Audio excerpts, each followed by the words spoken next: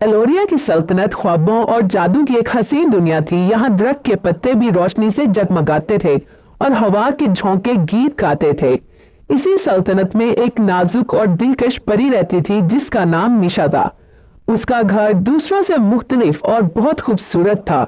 जंगल के किनारे एक छोटी सी पहाड़ी पर बना उसका घर फूलों से भरा रहता। खिड़कियों पर बेलें लिपटी रहती जिन पर रंग बिरंगे फूल खिलते रहते। घर के अंदरूनी हिस्से में छत से जादुई मोतियों की लड़ियां लटक रही थी जो दिन में धूप जज्ब करती और रात को जुगनुओं की तरह चमकती। यूं उसका घर हर वक्त रोशनी और खुशबू से भरा रहता। मिशा के कमरे में रंगीन धागों, कपड़ों और कीमती मोतियों के डब्बे रखे थे। उसे मोतियों से खास मोहब्बत थी। वो अक्सर नदियों और साहिलों पर जाकर कीमती मोती जमा करती और उन्हें अपने डिजाइन में इस्तेमाल करती।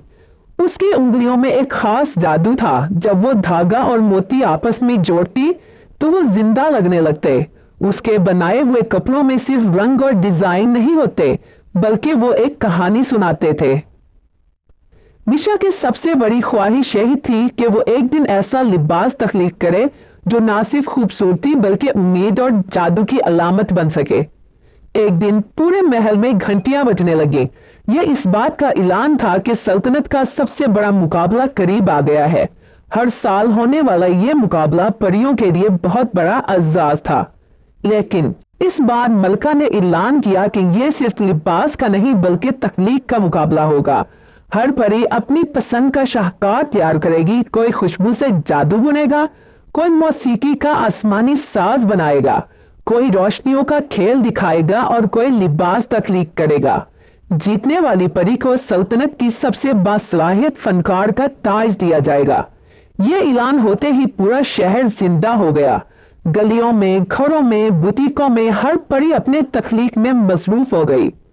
कोई आसमान से कौसे कज़ा के रंग उतार रही थी, कोई जुगनुओं की रोशनी को बोतलों में बंद करके डिजाइन तैयार कर रही थी। हर तरफ खुशी और मेहनत की फिजा थी। मिशा भी अपने घर लौटी और उसने सोचा कि वो एक साड़ी बनाएगी।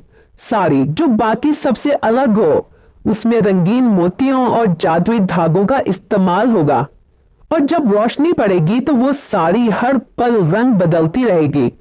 वो चाहती थी कि यह साड़ी सिर्फ एक लिबास ना हो बल्कि एक ख्वाब जैसा लगे। वो दिन रात मेहनत करने लगी। उसके कमरे में हर तरफ रंग बिखरे रहते। उसके हाथों की हरकत के साथ साड़ी आहिस्ता आहिस्ता मुकम्मल होने लगी। वो खुश थी कि इस साल सबको हैरान कर देगी। लेकिन तकदीर के इम्तिहान हमेशा उस वक्त आते हैं जब इंसान को लगता है कि अब सब कुछ मुकम्मल है। मुकाबले से एक दिन पहले आसमान पर काले बादल छा गए। तेज हवा ने खिड़कियों को झंझोड़ा। मिशा अपने कमरे में साड़ी पर आखिरी टांका लगा रही थी कि अचानक एक जोरदार झोंका आया और मेज पर रखी मोमबत्ती साड़ी के करीब जा गिरी। पलक झपकते ही कपड़े को आग लग गई। मिशा ने फौरन जादुई पानी बुलाया, लेकिन हवा इतनी तेज थी कि शोले फैलते गए। लम्हों में उसकी साड़ी, बाकी कपड़े और कमरे का सब सामान जलकर राख हो गया। वो फर्श पर बैठ गई। उसकी आंखों से आंसू बहने लगे। उसने सोचा अब सब खत्म हो गया है। उसके ख्वाब, उसकी मेहनत सब खाक हो गए। वो रोती रोती घर से निकली और जंगल की तरफ निकल गई। रात का अंधेरा फैल रहा था। जंगल में दरख्तों की सरसराहट और समंदर की लहरों का शोर सुनाई दे रहा था। मिशा चलती रही जब तक कि वो समंदर के किनारे ना पहुंच गई। वो रेत पर बैठ गई, आसमान को देखती रही और अपने आंसू बहाती रही। दिल ही दिल में सोच रही थी कि अब वो मुकाबले में हिस्सा नहीं ले सकती। उसकी मेहनत जाया हो गई है। उसी वक्त उसे एक नन्ही सी चमक नजर आई। उसने नीचे देखा तो एक तितली रेत में गिरी हुई थी। उसके पैरों में से एक टूटा हुआ था और वो उड़ने की कोशिश करके बार बार गिर रही थी। मिशा ने नरमी से उसे अपनी हथेली पर बिठाया। तितली कमजोर सी लग रही थी। मिशा ने अपनी उंगलियों से हल्की सी जादुई रोशनी निकाली और उसके पर डाली। आहिस्ता आहिस्ता पर ठीक होने लगा और जल्द ही तितली फिर से परवाज के काबिल हो गई। वो उड़ने लगी, लेकिन जाने से पहले मिशा की आंखों में देखकर जैसे कह गई हो, हिम्मत ना हारना, क्योंकि टूटे पर भी दोबारा परवाज कर सकते हैं। ये लम्हा मिशा के लिए एक पैगाम था। उसके दिल में एक नया जज्बा जागा। उसने सोचा कि अगर एक नन्ही सी तितली दोबारा परवाज कर सकती है तो वो क्यों नहीं कर सकती। घर जल जाने के बावजूद मिशा ने हिम्मत नहीं हारी।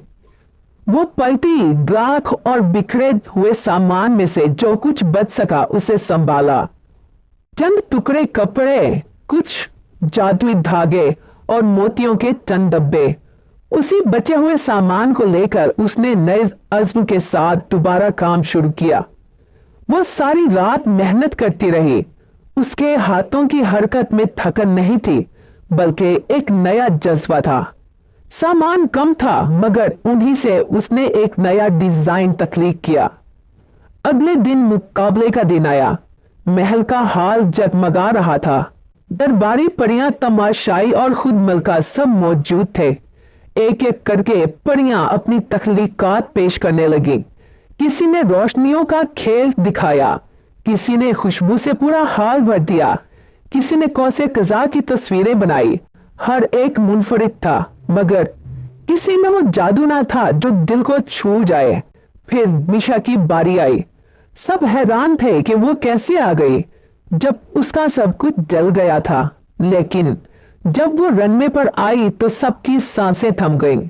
उसका लिबास चमकते मोतियों और रंगीन धागों से बना था। वो तितली के परों जैसा लग रहा था। जैसे ही रोशनी उस पर पड़ी वो और ज्यादा चमकने लगा। मलका ने कहा, यह लिबास सिर्फ हुस्न नहीं बल्कि हिम्मत और उम्मीद की अलामत है। मिशा ने साबित किया, जीत वही है जो सब कुछ खत्म होने के बावजूद हिम्मत ना हारे। पूरा हाल तालियों से गूंज उठा। सबने कहा कि फातेह सिर्फ मिशा है। उसी लम्हे शहजादा एरवन आगे बढ़ा। वो शुरू से ही मिशा को देख रहा था। उसके दिल में उसके लिए एक अनोखी मोहब्बत जाग उठी थी। उसने सबके सामने कहा, मिशा, तुमने ना सिर्फ सल्तनत का दिल जीता बल्कि मेरा भी।